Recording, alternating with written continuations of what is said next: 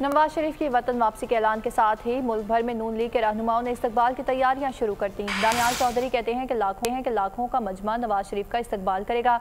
चौधरी तनवीर ने कहा कि नून लीग में कोई धड़ेबंदी नहीं है, पूरा मुल्क नवाज शरीफ की वापसी की खबर पर खुश है। सिर्फ नवाज शरीफ ही मुल्क को बहरान से निकाल सकते हैं। आबिद शेर अली ने बिलावल भुट्टो को जवाब देते हुए कहा कि मुल्क में इंतखाबात 1-2 माह लेट हो जाने से कोई कयामत नहीं आ जाएगी।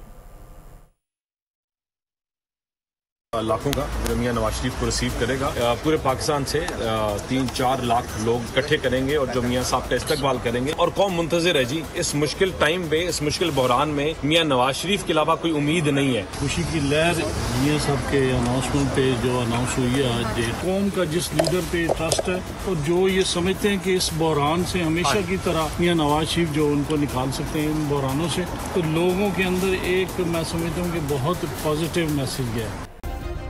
सब्सक्राइब करें और बेल दबाएं ताकि कोई खबर रह न जाए।